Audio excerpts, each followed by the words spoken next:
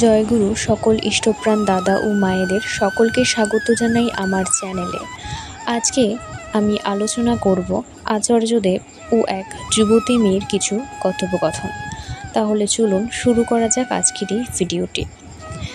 একটি মেয়েকে আচার্যদেব বললেন, আই লাভ ইউ বললেই তাতে মুগ্ধ হয়ে তার সাথে চলে যাবি না, মূর্খামি হবে, কারণ তুই সেই ছেলেটির সম্পর্কে কিছুই জানিস না। মোটর বাইক নিয়ে এসেছে, তাতে তোকে চাপিয়ে নিয়ে যাচ্ছে। খোঁজ নিয়ে জানবি সেই বাইকটা ওর বাবার, তেল ভরছে বাবার পকেটের টাকা দিয়ে। ভালো করে খোঁজ নিলেই জানতে পারবি। সে তোকে বিয়ে করতে চাইল, তার নিজের রোজগার নাই, রোজগার তো তার বাবার। বিয়ে করে কিছুদিন পর সে আর খাওয়াতে পারবে না, তোকে ছেড়ে দেবে। তাই আগে লেখাপড়া শিখে নিজের পায়ে দাঁড়া, যোগ্যতা অর্জন কর, তারপর বিয়ে করবি ঠাকুরের বিধান মেনে।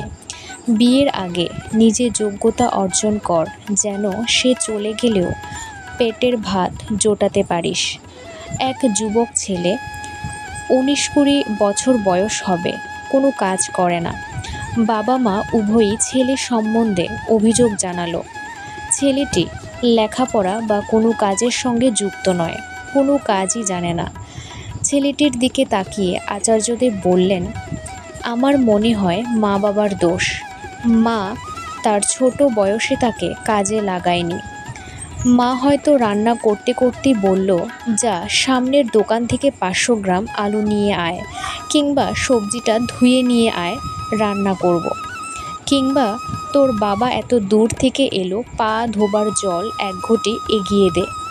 ঠাকুর প্রণাম করার পর মা বলবে, যাও তোমার বাবাকে প্রণাম করে এসো। বাবাকে প্রণাম করার পর বাবা বলবে মাকেও প্রণাম করতে হয়। এইভাবে ছোট বয়সেই তাদের লেখাপড়া, শ্রদ্ধা ভক্তির শিক্ষা দিতে হয়। যে ছেলে মেয়ে বাবা মায়ের প্রতি শ্রদ্ধা ভক্তি পরায়ণ, তারাই ইষ্টপ্রাণ হয়ে ওঠে। তাদের দিয়ে অনেক বড় বড় কাজ হতে পারে। তারাই কালে কালে করিতকর্মা হয়ে ওঠে, লেখাপড়াতেও যোগ্যতা অর্জন করে, কাজও খুঁজে পায়। ছোটবেলায় পাঠ্যপুস্তকে পড়েছি আমাদের বেঁচে থাকার জন্য 3টি জিনিস প্রয়োজন: অন্ন, বস্ত্র, বাসস্থান। আর এই 3টির জন্য অর্থ প্রয়োজন। অর্থ আমাদের উপার্জন করতেই হয়।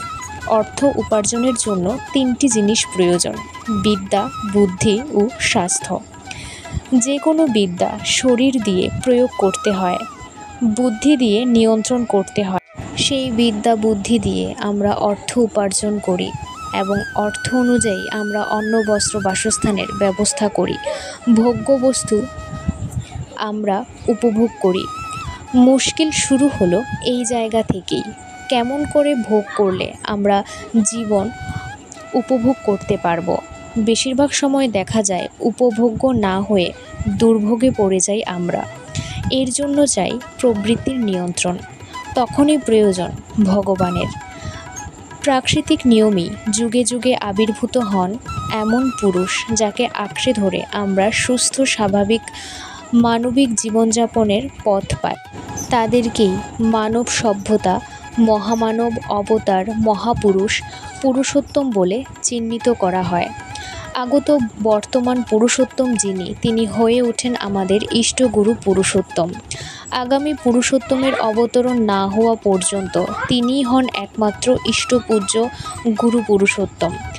আমরা যদি সেই ইষ্টগুরু পুরুষোত্তমের দীক্ষা ব্যবস্থায় দীক্ষিত হয়ে তার নীতি বিধিগুলো ঠিকভাবে জীবনে পালন করতে পারি, তাহলে আমরা স্বপারিপার্শ্বিক উপভোগ্য জীবনযাপনের অধিকারী হয়ে উঠতে পারি। পরম দয়াল শ্রী শ্রী ঠাকুর অনুকূলচন্দ্রের জীবন ও বাণী আমাদের সেই পথ দেখিয়ে গেছেন। তার নীতি বিধিগুলো যিনি নিষ্ঠা, অনুরাগ, শ্রদ্ধা ও ভালোবাসার সহিত পালন করে চলেছেন, তিনি একমাত্র ঠাকুরের কৃপা লাভে সক্ষম হয়েছেন। তিনিই সেই বিভু বিধাতা, যুগের পরম ত্রাতার কৃপা লাভের অধিকারী হয়ে উঠতে পারেন। বন্দে পুরুষোত্তম। ধন্যবাদ দর্শক বন্ধুরা, আজকের এই ভিডিওটি এই পর্যন্তই। প্রতিদিন এরকম ধর্ম সম্বন্ধীয় তথ্য জানার জন্য আমাদের এই চ্যানেলটিকে সাবস্ক্রাইব করুন। ধন্যবাদ।